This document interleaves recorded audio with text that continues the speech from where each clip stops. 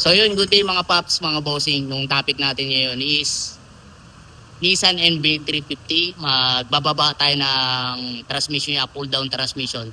So magpapalit tayo ng clutch set. So nung pressure plate, clutch lining, release bearing, yun ang mga papalitan natin. So yan ang unit. So pakita ko sa inyo paps ano nung mga kailangang baklasin pag nagbaba kayo ng transmission niya. Manual transmission to mga paps. See you!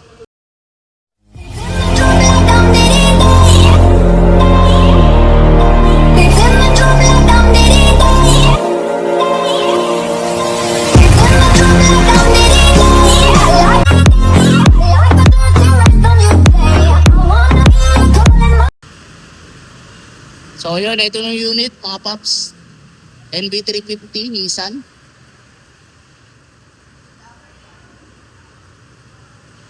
So ito nung transmission niya mga bossing. So tatanggalin natin tong cover. Magdidirin muna tayo ng gear oil niya. So alin niya na G's. Yan.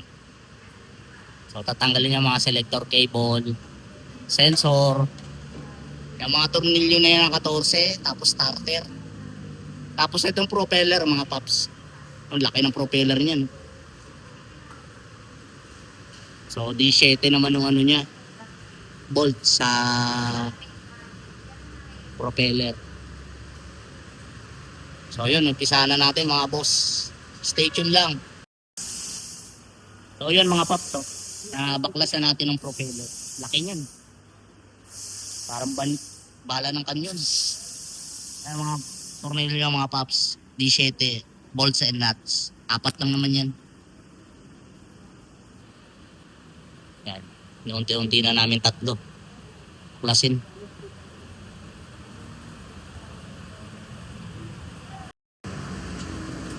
So yun mga paps, napaklas na namin. Yan. Papalit din tayo niya, release bearing mga paps.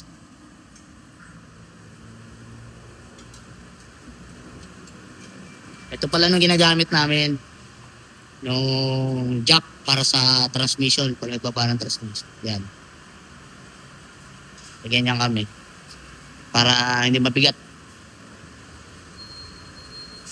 So ito, tinatanggal na lang natin ng mga tornilyo sa pressure plate sa lining. So stay tuned lang mga paps.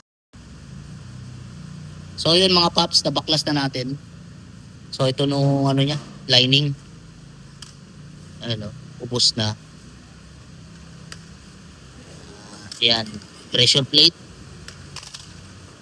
Tapos nung liliahin lang natin paps. Wala namang tama ng plywood. Yan, ito, dumating na mga parts. Replacement lang nung kinaya ng may-ari. Napakamahal kasi ng genuine parts na ito, nasa 33,000. Ito, nasa 17 plus to. Itong replacement na to, XCD. So, ayun. Kakaiba lang ng bearing na ito, no? Release bearing. Yan. Pinipress dun sa pinaka-housing niyan. Kakabit dito sa ship fork nung yoke. So, yun. Salpak na lang to mga bossing. So yun mga paps, salpak na natin yung clutch lining tsaka pressure plate. Salpak na lang natin itong transmission. Stay tuned lang mga boss. So yun mga paps, nasalpak na namin yung transmission, binubuo na lang namin. Yan. Konti na lang to, patapos na. Kapit na ng propeller. Yan.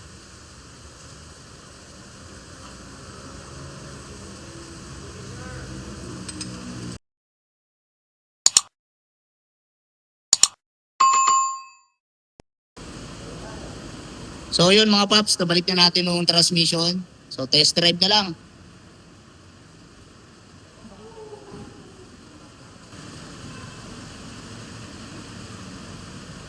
Yan. Test drive na lang mga paps.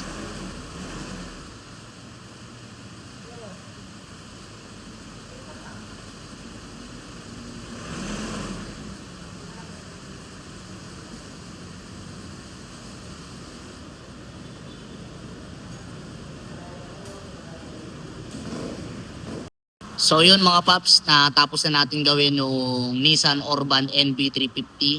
So goods na. So meron tayong bago ulit na happy customer. So follow nyo na po kami sa Facebook page namin, YouTube channel, and TikTok. Sa TikTok po, doon nyo po mabibili ng parts na ginamit namin ng mas mura kasi direct supplier po yun. So yun lang. Peace.